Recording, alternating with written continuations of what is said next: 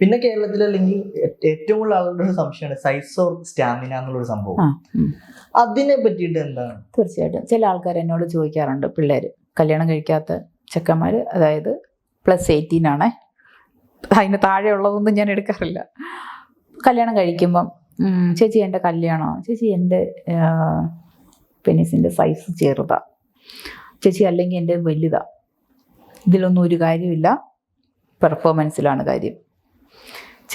വലുപ്പത്തിലും ഒരു കാര്യമില്ല. നമ്മൾ എങ്ങനെയാണ് ഫോർപ്ലേ ചെയ്ത് പെണ്ണിനെ സുഖപ്പെടുത്തുന്നത് അതിലാണ്. ഇൻസേർട്ട് ചെയ്തിട്ട് ഉള്ള കളിയിൽ വലിയ കാര്യങ്ങളില്ല. നമ്മൾ ബോഡി പാർട്ടിൽ എങ്ങനെ നമ്മൾ പ്ലേ ചെയ്യുന്നു, എങ്ങനെ അവൾക്ക് സുഖം കിട്ടുന്നു, അതിലാണ് കാര്യം. അപ്പോൾ ഈ സ്റ്റാമിന എന്നുള്ളത്, സ്റ്റാമിനയൊക്കെ ഇപ്പം ഞാൻ പറയട്ടെ, എൻ്റെ ഭർത്താവിൻ്റെ സ്റ്റാമിന എന്ന് പറഞ്ഞാൽ എൻ്റെ മനസ്സ്, എൻ്റെ സ്നേഹമാണ്. അത് ഓരോ ആൾക്കാരെ സംബന്ധിച്ച് മാറിക്കൊണ്ടിരിക്കും. ഞാൻ ഇറിറ്റേറ്റഡ് ആണ് എപ്പോഴുമെങ്കിൽ പുള്ളിക്ക് ചെയ്യണമെന്ന് തോന്നില്ല, പുള്ളിക്ക് ടൈം കിട്ടൂല.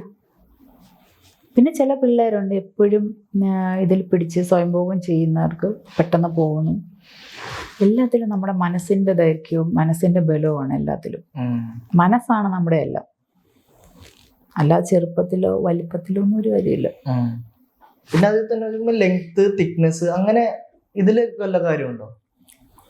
അതാ ഞാൻ പറഞ്ഞ, നീളമുള്ളതും വണ്ണമുള്ളതും എല്ലാം ഓക്കെ.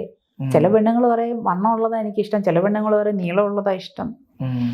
നമ്മൾ സൂചിക്കണമെന്ന് വെച്ചാൽ നമ്മൾക്ക് എല്ലാം ആസ്വാദ്യകരമാണ്. ഈ സാറ്റിസ്ഫാക്ഷൻ എന്ന് പറയുന്ന ഒരു ഇതുണ്ടല്ലോ, ഏറ്റവും അതാണ് രതിമൂർച്ച എന്ന് പറയുന്നത്. അതിലെത്തിക്കാൻ ഒരു പുരുഷന്റെ കഴിവെന്ന് പറയുന്നത് അതിലാണ് ഏറ്റവും വലുത്. ഒരു പെണ്ണിന് ഏതാണോ ഇഷ്ടം അതിനെ ഞാൻ പറഞ്ഞ പരസ്പരം സംസാരിക്കണം. എനിക്ക് എന്തൊക്കെ ചെയ്താലും ഇഷ്ടം, അല്ലെ അവള് തുറന്നു പറയണം, ചേട്ടാ എനിക്കിങ്ങനെ എന്തൊക്കെ.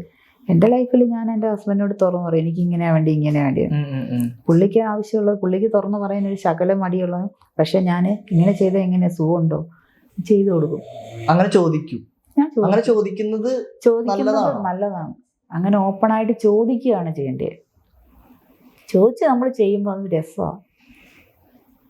പിന്നെ ചില ആൾക്കാർ ഡ്രിങ്ക്സ് അടിച്ചിട്ട് ചെയ്യും, അത് ഓരോരുത്തരുടെ ഹാബിറ്റ്, അതൊക്കെ അവരുടെ ഇഷ്ടം, പേഴ്സണൽ കാര്യങ്ങൾ. ഈ അടിച്ച് ചെയ്യുമ്പോഴും പ്രത്യേക സുഖമുണ്ട്. ചെയ്യാത്ത പെണ്ണുങ്ങളും ഉണ്ട്. എന്നാൽ ചെയ്തിട്ട് ചെയ്യുമ്പോൾ ഉപബോധ മനസ്സ് നമുക്ക് മൈൻഡ് ഔട്ട് ആയിട്ട് ചെയ്യുമ്പോൾ അത് വേറൊരു സുഖം. ഡ്രിങ്ക്സിന്റെ കാര്യത്തിൽ അല്ലാതുള്ള ലഹരി വസ്തുക്കൾ യൂസ് ചെയ്ത് അത് തെറ്റാ. ഞാൻ അങ്ങനത്തെ എന്നോട് പ്രോത്സാഹിപ്പിക്കില്ല. അതൊക്കെ തെറ്റാണ്. അതൊക്കെ എന്ന് വെച്ച് കഴിഞ്ഞാൽ പിന്നെ ഇവർ ചെയ്ത് കൂട്ടുന്നതൊന്നും അറിയില്ലല്ലോ ആർക്കും. റിലേ കട്ടായിട്ട് പിന്നെ ചെയ്തിട്ട് എന്ത് ചെയ്തിട്ട് ചിലപ്പം പിച്ചാത്തി വരെ ചിലപ്പോൾ വേണമെങ്കിൽ സാധനത്തിൽ കുത്തി കയറണമെന്നൊക്കെ അവന് തോന്നിക്കളെ. അങ്ങനെയൊക്കെ അല്ലയോ ഓരോരോ പ്രശ്നങ്ങൾ വരുന്നത്. എന്തിനാണ് അതിൻ്റെയൊക്കെ ആവശ്യം?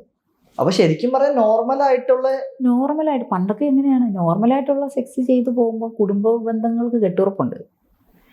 അല്ലാതെ ഇപ്പൊ കുറെ ഫാന്റസീസ് ഒക്കെ ഇറങ്ങിക്കുന്നില്ല.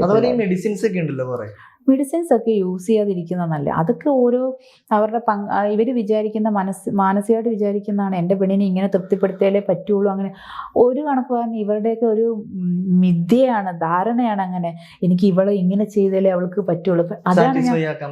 അതാണ് പറയുന്നത്, പരസ്പരം സംസാരിക്കണം, ഇഷ്ടാനിഷ്ടങ്ങൾ എന്താന്ന് മനസ്സിലാകണം, അതിലാണ് വിജയം. അപ്പോഴിപ്പോ ആ ആളുടെ ഒരു ആഗ്രഹം ഇതാണ്, അപ്പൊ നമ്മളത് നടത്തി കൊടുക്കണ്ടേ? തീർച്ചയായിട്ടും നടത്തി കൊടുക്കണം. അത് നിങ്ങൾ ബാധ്യസ്ഥരാണല്ലോ, നടത്തണമല്ലോ.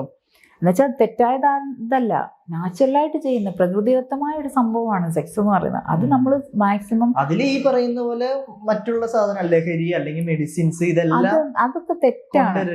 അല്ലെ പിന്നെ ഒരു ഡോക്ടർ പറയാ നിങ്ങൾക്ക് എന്തെങ്കിലും അസുഖമുണ്ട്, നിങ്ങളുടെ സാധനം പൊങ്ങണില്ല, നീ ഈ ഒരു സംഭവം കഴിച്ചെങ്കിൽ മാത്രമേ നിനക്ക് സെക്സ് ചെയ്യാൻ പറ്റുള്ളൂ എന്ന് പറഞ്ഞ് ഡോക്ടർ തരുവാണെങ്കിൽ ഓക്കെ. അല്ലാതെ നമ്മൾ സ്വയം ഇത് ഇങ്ങനെയൊക്കെ ചെയ്തു കഴിഞ്ഞാൽ ഒരു കണക്ക് പറഞ്ഞാൽ അതൊക്കെ നമ്മുടെ മനസ്സിലെ തെറ്റായ ധാരണകളാണ്. ഇങ്ങനെ ചെയ്താലേ പറ്റൂ, അങ്ങനെ ചെയ്താലേ പറ്റൂ എന്നൊക്കെ.